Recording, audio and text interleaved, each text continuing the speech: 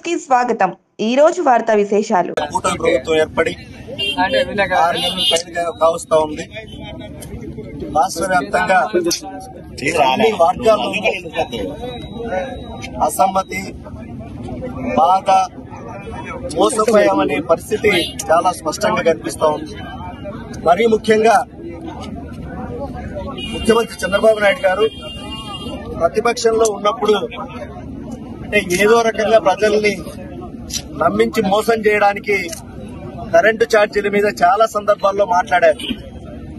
జగన్మోహన్ రెడ్డి గారు ముఖ్యమంత్రి అయిన తర్వాత కరెంటు బిల్లులు విపరీతంగా పెంచేసినారు, ప్రజల నడ్డి విరుస్తున్నారు, మా ప్రభుత్వం వస్తే పెంచిన కరెంటు బిల్లులు తగ్గిస్తాము అని చెప్పి చాలా సందర్భాల్లో మీటింగ్స్ లో చెప్పడం జరిగింది.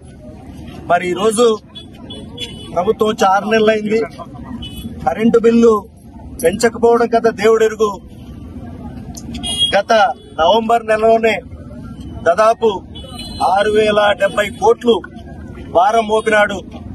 అంటే సగటున నెలకి ₹1.28 చొప్పున యాడ్ చేసి నవంబర్ కరెంటు బిల్లు వచ్చింది. మళ్లీ డిసెంబర్ నెలలో కూడా ఇంకో 9,400 కోట్లు, అంటే దాదాపు 15,400 కోట్ల రూపాయలు భారం ఈరోజు ప్రజలపైన వేసే పరిస్థితిని చూస్తున్నాం. ఇదే చంద్రబాబు నాయుడు మరి ప్రతిపక్షంలో ఉన్నప్పుడు మీరు కరెంటు ఛార్జీల మీద మాట్లాడారు, జగన్మోహన్ రెడ్డి గారు విపరీతంగా భారం వేస్తున్నారని.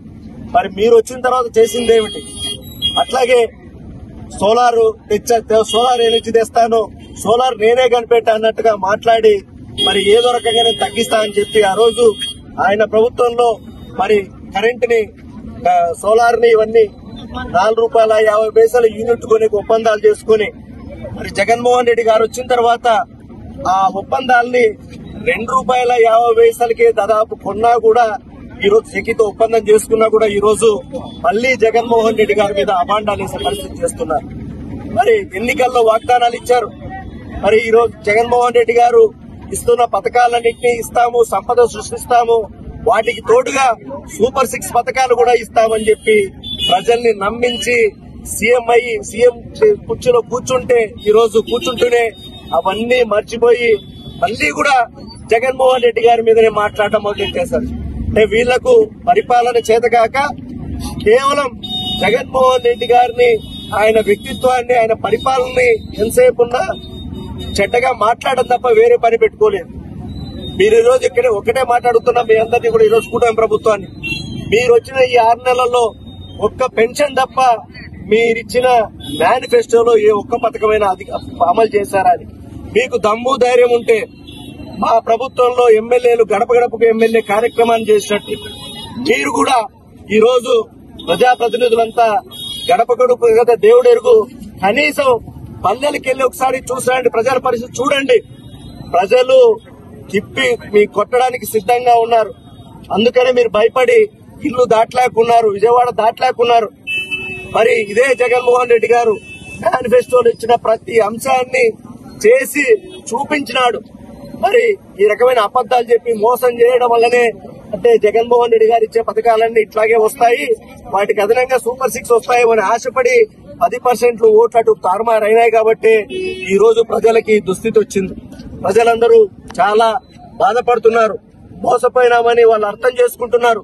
అందుకే ఈ రోజు జగన్మోహన్ రెడ్డి గారు రాష్ట్రంలో ఎక్కడికి వెళ్లినా కూడా వేలాదిగా తరలి వచ్చి ఆయన బాధలు చెప్పుకుంటున్నారు. జగన్మోహన్ రెడ్డి గారు ఉన్నప్పుడు మాకు ఏదో రకంగా ప్రతి నెల సాయం అందేది. ఈ రోజు ఒక పెన్షన్ లో కూడా దాదాపు 3.5 లక్షల పెన్షన్లు ఈ 6 నెలల్లో కట్ చేశారు.